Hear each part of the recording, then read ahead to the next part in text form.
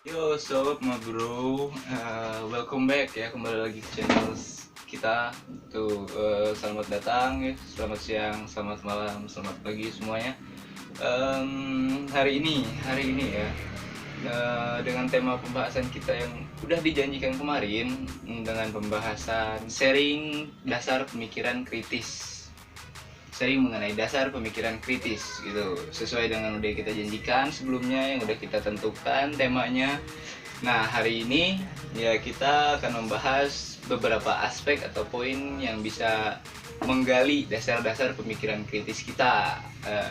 Jangan lupa juga untuk teman-teman sekalian ya, stay tune untuk di follow IG, Twitter atau Instagram kita ya. Nanti tercantum di deskripsi. Dan subscribe juga channel ini untuk bantu-bantu support, scroll up, scroll down. Nah, dan jangan lupa bunyikan juga loncengnya.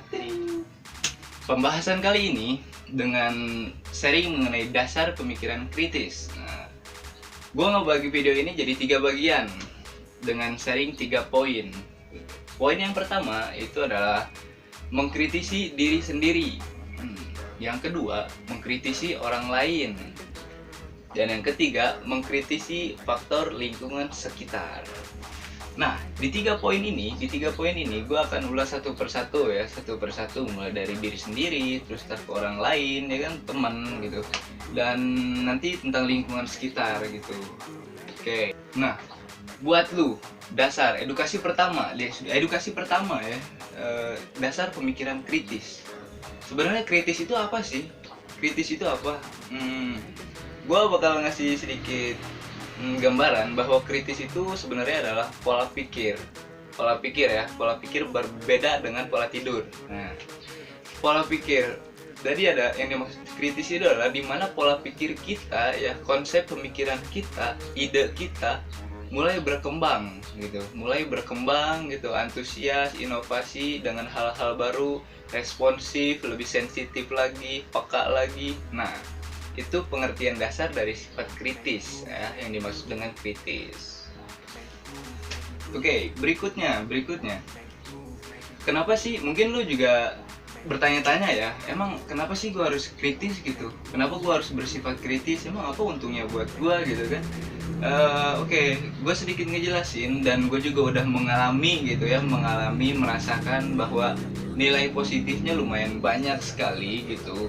Gue juga nggak ngerasa bahwa gue itu kritis ya, cuman gue ngerasa teman-teman gue juga banyak yang menilai gitu ya, bahwa sikap antusias itu memang diperlukan sekali gitu untuk beberapa faktor permasalahan, mencari solusi gitu kan, responsif gitu di saat bercerita. Nah, salah satu poin positifnya atau hal yang menguntungkan ketika kita bisa bersikap kritis itu adalah bisa berkembang. Yang pertama, kita itu bisa berkembang menyelesaikan masalah gitu kan, kita bisa berpemikiran maju gitu. Jadi inovasi kita mulai berkembang lagi, kita lebih mengenal jati diri kita gitu kan. Nah, itu salah satu hal positifnya gitu. Apakah menguntungkan gitu untuk diri kita? Sangat.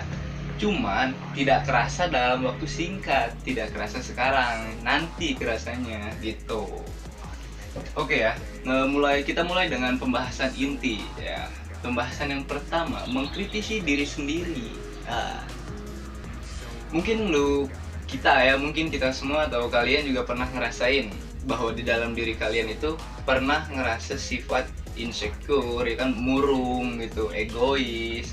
Nah, untuk masalah mengkritisi diri sendiri, di sini kalian harus sedikit mengulas atau mengkaji lagi diri kalian sendiri mengenai rasa insecure gitu kan. Mungkin kalian pernah ngerasa down, kemudian gitu, atau so melancholy gitu. Bagiku yang namanya sifat itu alami ya. Kenapa kita baperan atau terlalu masa bodoh? Nah, hal-hal yang disebut mengkritisi diri sendiri adalah kita menilai lagi, mengulas lagi. Ada berapa aspek kekurangan dan kelebihan dari diri kita yang bisa mensupport gitu, yang membuat kita bisa berkembang nantinya, bisa ya berguna lah minimal lah secara konyolnya. Jadi ya kita sama-sama belajar lagi lah. Bagi gua, lu gitu kan. Bagi gue ya gitu. Si anjing. Dan kalau lu udah nggak mau belajar dan berubah, ya udah lu pindah aja gitu dari tatanan penduduk negeri ini sebagai generasi yang nggak bisa maju dan nggak mau berkembang dan nggak peduli dengan apa yang terjadi sekarang. Untuk masalah insecure atau murung diri ya kan, lu terlalu moody, baperan. Coba kita ulas lagi bareng-bareng. Sebenarnya sifat ini menutup diri kita nggak sih untuk maju, berkembang gitu kan? Apakah ini menghalangi kita atau merusak?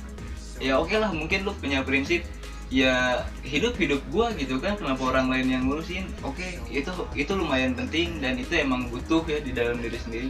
Cuma ada faktor penilaian gitu, dimana sifat yang dimiliki sekarang gitu kan bisa menjadi tolak ukur seseorang bahwa kita itu kurang untuk bisa bersosialisasi, bertukar pikiran ya kan, pendapatnya nggak nyambung gitu. Jadi jangan sampai lu terlalu nyalahin diri sendiri gitu. Untuk masalah introspeksi diri ya, lebihnya ke mengaca diri, mengkaji diri, introspeksi diri. Nah itu salah satu kritisi tentang diri sendiri. Coba lu mulai untuk sedikit menulis, mencatat gitu, bahwa kekurangan apa aja yang ada di dalam diri lu dan kelebihan apa aja yang ada di dalam diri lu. Nanti lu bisa ngitung lah dari riset data yang ada di diri lu sendiri, dan lu punya impian apa, nanti lu bisa ketemu jawabannya di situ. Oke, bisa dipahami ya untuk itu. Masalah insecure, masalah tadi egois gitu ya, itu sebenarnya nilai plus dan minus yang ada di diri kita. Coba kritisi hal itu, ubah pola pikir kita jadi pola makan, pola tidur. Ya enggak. Coba ubah mindset itu jadi lebih baik. Poin yang kedua itu adalah mengkritisi orang lain.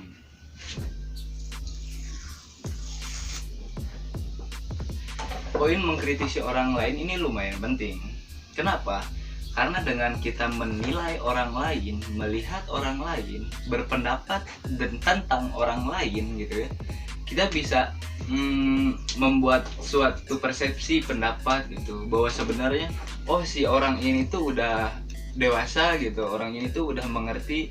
Atau mungkin di tongkrongan ya, misalnya di sekolah, di kampus, di organisasi gitu kan, di lingkungan tongkrongan lu gitu, mungkin lu sering gitu nemuin orang yang pembahasannya ibarat pembahasan itu di luar pikiran lu gitu. Bisa jadi dengan lu menilai orang lain dan mengkritisi sifat orang lain, lu bisa jadi punya modal data utama gitu untuk merespek diri lu sendiri. Nah, dengan mengkritisi sifat orang lain atau teman bicara kita, lawan bicara kita, setidaknya kita bisa jadi partner diskusi gitu kan, dengan sifat dia. Contohnya sifat dia yang terlalu egois, sifat dia yang terlalu introvert atau tertutup gitu. Ya kita bisa saling sharing diskusi dengan cara ajak ngobrol gitu kan, dari nongkrong main bareng ya, ngobrol ringan aja gitu. Jangan sampai yang tadinya kita pengen tahu nih kenapa dia bersifat egois, kenapa terlalu introvert gitu, kita untuk menemani dia gitu, berusaha untuk menemani dia dengan alasan kita pengen tahu nih permasalahan dia ya.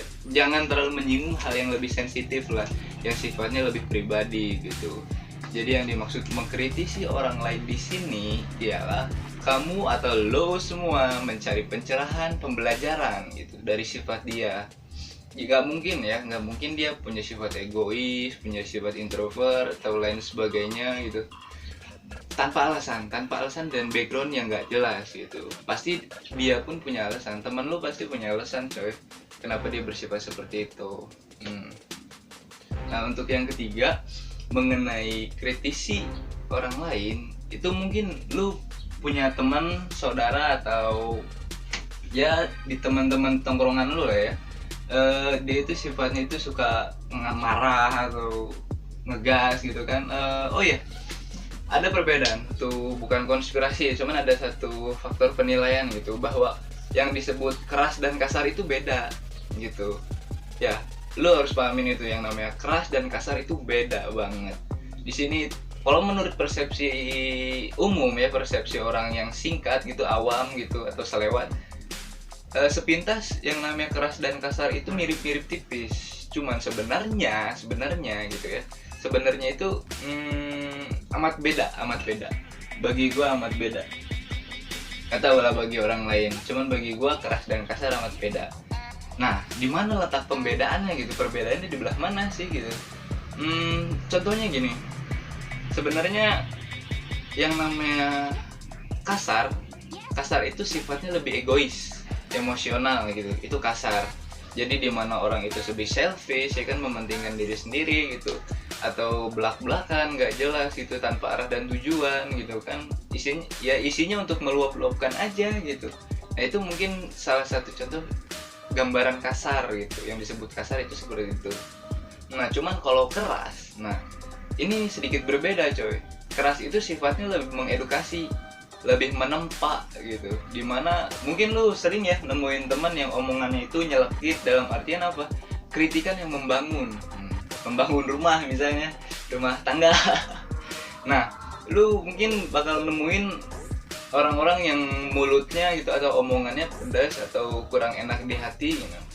Perlu lu harus mengkaji dan perlu lu sadari bahwa orang seperti itu adalah teman yang bisa menilai lu dengan titik lemah lu untuk diperbaiki.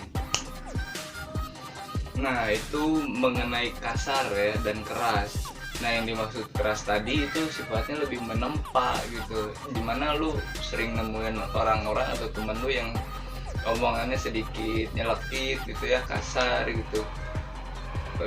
Dimana lu sering nemuin temen atau orang-orang di sekitar lu yang omongannya nyelekit gitu ya. Jadi yang sifatnya menempa lu lah, dalam artian kritik yang membangun, yang tadi ya, kritik yang membangun. Lu bisa introspeksi diri, menilai diri, dan jangan lu musuhin orang yang kayak gitu. Itu orang yang punya penilaian, dalam artian bukan egois ya kan, bukan saling bermusuhan dan bukan saling bukan niat clash lah ya, itu penilaian gitu. Orang yang bersifat keras gitu contohnya. Oke. Untuk yang ketiga itu adalah mengkritisi lingkungan sekitar. Nah, mengkritisi lingkungan sekitar. Contohnya apa? Coba lu masing-masing dari lu ya kan, mulai berpikir atau mulai peka dengan keadaan lingkungan sekitar, lebih sensitif lagi dengan lingkungan sekitar. Pembahasan apa yang ada di lingkungan sekitar, coba kita sama-sama kaji lagi, diuji lagi dengan data lingkungan sekitar. Kita bisa menilai apa, berpikir apa, mendapatkan ide-ide apa gitu kan. Atau fenomena yang paling dekat mengenai lingkungan sekitar, misalnya di media sosial tentang viralnya Odading Mang Oleh gitu misalnya. Nah, lu bisa mengkaji lagi beberapa faktor dari viralnya Odading Mang Oleh gitu kan. Didasari lagi kenapa bisa viral, apa yang dijualnya gitu, apa yang membuatnya viral gitu kan, siapa yang membuat viral gitu kan, sampai si Odading Mang Oleh itu naik gitu kan, sampai penjualannya gitu. Nah, diklasifikasi lagi gitu kan dari sudut ekonomisnya gitu.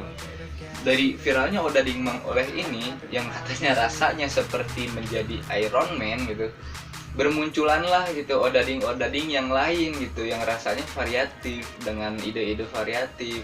Ya bisa jadi aja kan ya, dengan munculnya Odading Mang Oleh lahirlah gitu, tercetuslah odading lain, misalnya Odading Superman, Odading Thor misalnya, Odading Spiderman, Galactus ya kan, atau Robin Hood ya, macam-macam gitu. Dari segi ekonomisnya gitu atau faktor UMKM-nya, ini bisa mensupport dan membangun beberapa kelas UMKM gitu dengan kuliner tradisional contohnya. Ya, jadi yang tadinya orang nggak tahu jadi tahu gitu kan, orang yang tadinya belum pernah nyobain jadi malah nyobain gitu kan, orang yang tadinya nggak suka jadi ya penasaran lagi gitu contohnya. Nah, itu salah satu faktor dasar pemikiran kritis mengenai lingkungan sekitar, apa yang sedang terjadi gitu kan, hal apa yang bersangkutan di sekitarnya gitu.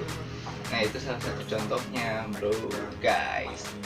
Nah, itu tadi penjelasan ya mengenai 3 faktor kritisi, mulai dari diri sendiri, terus mengkritisi orang lain, terus yang ketiga ya faktor tadi ya, yang terakhir mengkritisi tentang lingkungan sekitar. Nah, dari pembelajaran tadi atau dari contoh-contoh tadi ya, walaupun belum sempurna, belum banyak gitu ya, ada faktor penunjang gitu, yaitu tentang 5W 1H. 5W 1H lu pasti pernah kan, pasti lu sering dengar ya. Yang lupa mungkin jadi teringat lagi gitu. 5W 1H gitu. Atau dalam bahasa Indonesianya Askadimba gitu. Di 6 faktor ini, di mana apa, siapa, kapan, di mana, mengapa, dan bagaimana gitu kan. Dari 5W1H ini lu bisa mempelajari faktor dasar pemikiran kritis. Apa yang sedang terjadi, siapa yang melakukannya gitu kan, di mana lokasi hal itu terjadi ya kan. Mengapa itu bisa viral atau yang lain sebagainya, mengapa aku bisa kayak gini, mengapa aku belum maju, belum berkembang gitu kan. Dan bagaimana menyelesaikan masalahnya gitu, atau bagaimana mencari solusinya ya kan, bagaimana mencari jalan keluar yang lebih efisien gitu.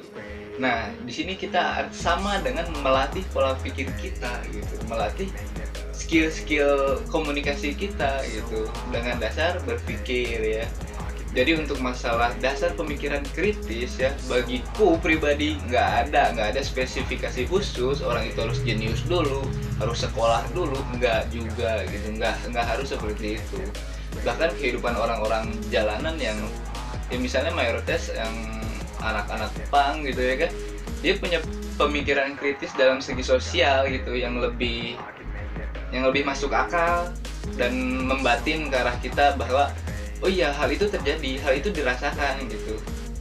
Itu salah satu contoh kecilnya. Nah, dan oke, bagiku yang namanya pemikiran kritis ya, pemikiran kritis itu lebih efisien lagi dengan mengkaitkan kehidupan. Karena di mana kita hidup, di mana kita berindividu, berkelompok, di lingkungan sekitar ya kan, itu tuh bisa terjadi. Pemikiran kritis itu akan muncul ketika kamu sense of belonging gitu ya, sense dari diri kamu itu merasa peduli pada hal itu, dan akan muncul pemikiran kok kayak gini ya, kok bisa gitu ya. Nah mungkin pernah ngerasain atau berpikir seperti itu. Dan bagiku yang namanya kritis ya, mengkritisi itu hal terpenting untuk melatih pola pikir gitu bro. Nah, mindset bahwa bagiku love is the perfect of politics ya kan, love is the beautiful of politics, bahwa cinta itu adalah politik terindah ya kan. Cinta itu adalah hal yang paling sempurna gitu dari politik. Yang dimaksud politik di sini, politik adalah strategi. Nah, di mana strategi itu dihasilkan dari pola pikir, jalan berpikir. Salah satu contohnya apa? Kritis itu tadi. Jadi yang bilang bahwa politik itu adalah government, pemerintahan ya kan, tentang anarki atau distraksi atau yang lainnya, nggak selalu tentang hal itu. Bahwa cinta pun adalah politik bagiku, namun politik yang sifatnya lebih indah. Nah, salah satu contohnya apa? Mungkin lo pernah membagi waktu, dimana keperluan lo kan dengan prioritas gitu, dimana hal atau yang lebih utama harus diutamakan, yang lebih penting harus diutamakan yang mana gitu. Mengenai cinta pun lu belajar tentang politik, belajar tentang prioritas waktu, kepentingan gitu ya, dan di situ diuji pola pikir lu, ide lu gitu kan ya, inovasi lu dalam mencari rencana. Lu ngebagi waktu antara main dengan teman, main sama pacar, dan sama keluarga gitu kan. Itu salah satu politik, alur berpikirnya di situ ya kan. Dan bagiku cinta adalah politik terindah. Sebenarnya politik itu indah sebelum jatuh ke tangan yang salah. Maka dari itu pelajarilah cinta, pelajarilah politik, dan pelajarilah tentang kritik. Nah di situ lu bisa belajar tentang kritisi ya, dasar-dasar dari kritisi. Ya hal-hal sepele aja di lingkungan lu, di sekitar lu, atau di diri lu sendiri yang terdekat. Mulailah berpikir hal itu, mengkaji lagi. Mungkin lu juga bertanya-tanya ya, what should I do gitu? Apa yang harus gue lakuin? Terus gimana caranya gue bisa berpikir kritis gitu ya? Oke, ada beberapa tips, mungkin ya nggak banyak lah ya, cuman semoga cukup gitu untuk membuat kita mulai beraksi gitu, kita mulai mempelajari hal baru ini gitu mengenai dasar pemikiran kritis. Tips yang pertama, what should you do gitu, apa yang harus lo lakuin itu adalah kenali masalah. Dengan mengenali masalah gitu ya kan, lu berkenalan dengan masalah udah, menghadapi masalah udah, nah lu dekati lagi gitu, dimana masalah ini nyangkut gitu, kenapa berlarut-larut gitu, permasalahan ini kenapa terus-terusan ada gitu. Dengan mengenali, mendekati ya kan, nantinya lu bisa memecahkan suatu masalah gitu. Maka ketika ada masalah jangan lari, tapi ya bener itu kalimat, ya lu pecundang kalau lari dari masalah, dan benar gitu. Artinya kalau lu lari dari masalah, lu berhenti untuk belajar, dan ya lu nggak dapet apa-apa gitu, lu cuma bisa melarikan diri. Nah, belajar dari mendekati masalah, berkenalan dengan masalah. Lu ketika memberanikan diri menyelesaikan masalah, memecahkan masalah, lu bakal dapat pembelajaran di dalamnya. Apapun itu, lu pasti dapat pembelajarannya. Nah, untuk yang kedua, tentukan atau cari informasi. Nah, ini sangat penting untuk melatih kita ya, melatih kita dari dasar berpikir kritis, yaitu dengan mengumpulkan informasi, menentukan informasi, cari informasi sebanyak-banyaknya gitu deh. You will be going informant gitu, lu berusaha jadi wawancara atau lu jadi jurnalis gitu kan. Nggak perlu lu harus kuliah dulu dengan jurusan tersebut ya kan, ngambil fokus di bidang tersebut. Cuman lu latih aja hal kecil itu gitu untuk mencari informasi. Contohnya apa? Dari dalam diri lu sendiri. Kenapa lu masih malas? Kenapa lu susah untuk ngelakuin deadline yang ada di jadwal keseharian lu, misalnya contoh tugas atau ya skripsian mungkin ya kan, atau janji sama temen gitu. Kenapa lu masih berat melakukan hal itu? Nah, kenapa di segi PSBB jilid 2 ini sampai terjadi lagi gitu kan? Apa yang menyebabkan hal ini masih berulang dan berlarut-larut gitu? Faktor apa yang menunjang? Bagaimana mencari solusinya? Dimulai dari diri sendiri aja, sama gitu. Kita mulai masing-masing dari diri sendiri. Yang ketiga itu adalah mengamati data lingkungan. Nah, sama yang seperti tadi ya, mengamati data lingkungan sekitar, lingkungan sekolah, lingkungan tentang pertemanan atau pergaulan ya kan, kampus atau lain sebagainya. Carilah informasi-informasi itu ya kan. Dan dari perkumpulan atau tongkrongan temen lu juga pasti pembicaraannya mulai beda. Lu bisa filtrasi lagi, tentuin orangnya siapa yang udah, ya lu mungkin pernah ngerasain ya, dimana orang itu pembahasannya beda, kok gue kayaknya di luar batas gue gitu, pembahasan dia kayaknya nggak ketaikan gitu sama gue. Contohnya mungkin pembicaraan tentang usaha gitu kan, bisnis atau marketing gitu kan, atau tugas yang mau dilakuin gitu kan, komunitas yang mau didiriin gitu, hal-hal positif lainnya. Nah, itulah lingkungan sekitar. Nah, untuk yang keempat, belajar lah. Kita belajar untuk mengambil keputusan yang rasional atau masuk akal positif. Dalam hal lain, kita belajar mengambil keputusan itu gimana? Contoh hal kecil aja. Kalau lu hari ini punya masalah, mulai dari hal itu. Kenali, dekati, amati, dan pecahkan masalah itu. Dan pada akhirnya lu harus mengambil sebuah keputusan. Lu bakal ngerasain itu dan lu dapat pembelajaran hal itu. Ambil sisi positifnya, yang negatifnya difilter aja. Nah, oke, itu mungkin ya beberapa tips ya dari gua gitu, dari beberapa yang udah pernah gua alamin in real life gitu, di kehidupan yang nyata, yang pernah gua lakuin juga solusinya. Nah, terus di mana gua bisa ngelatih hal ini gitu. Sebenarnya ini bukan tentang di mana dan apanya gitu, cuman bagaimana kita memposisikan diri kita gitu untuk berpikir, melatih pola pikir gitu kan. Dan dari sifat kritis ini, dasar-dasar sifat kritis ini bermulai bisa dari tongkrongan gitu kan, alternatifnya dari tongkrongan, bisa dari organisasi ya kan, kalau lu ada di lingkungan sekolah gitu, atau dari yang lain-lain sebagainya gitu, perkumpulan yang menghasilkan pembicaraan gitu. Dan tempat apa gitu yang cocok bagi kita untuk melatih dasar pemikiran kritis kita gitu. Yang pertama mungkin di forum diskusi ya kan, dimana di situ ada inovasi baru, dapat permasalahan bersama gitu, kita memecahkan masalah bersama. Nah, di forum diskusi gitu, kita bisa menyelesaikan dan mempelajari hal itu, kritisi, belajar pola pikir, belajar merencanakan, menata, sampai ada jalan keluar yang harus kita lakuin. Yang kedua, ada forum debat namanya. Nah, walaupun ada istilah ya debat kusir, itu artinya debat yang muluk-muluk lah, yang tidak menemukan titik atau arah tujuan yang jelas gitu. Ya terus aja adu bacot gitu, nggak nemuin jawaban atau solusi yang jelas ya kan, perubahan yang real gitu, perubahan yang menjanjikan. Nah, jangan sampai ke arah sana gitu. Cuman di forum debat ini kita mulai antusias, belajar untuk antusias, respect gitu. Kita mempelajari hal apanya. Nah, itu.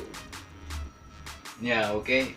Jadi dari beberapa pemaparan gue tadi ya kan, sharing-sharing yang udah gue kasih tadi itu, sebenarnya yang namanya kritis itu penting banget gitu, pembelajaran. Intinya kita belajar mengambil hal baru gitu, menempa hal baru dari dalam diri kita gitu, membuat kekurangan kita itu menjadi kelebihan ya kan, kenapa enggak gitu, why not, nggak ada yang nggak mungkin gitu.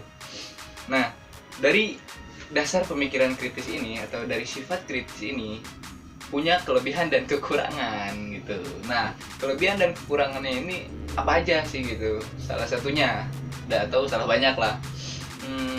Dari kelebihannya itu lu bisa jadi teman diskusi yang baik di tongkrongan lu, di organisasi lu, di forum lu ya kan, bahkan di keluarga lu. Lu bisa jadi pencetus inovasi yang baik gitu kan, yang penyusun rencana yang baik, pengelola hal-hal rencana yang baik gitu.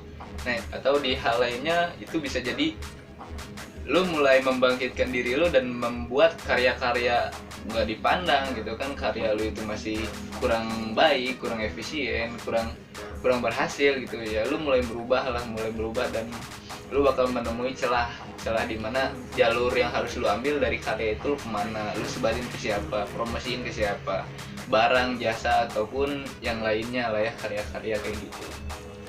Nah, untuk sisi negatifnya yang gua rasain dan yang pernah gua alamin, lu bakal punya sisi egois.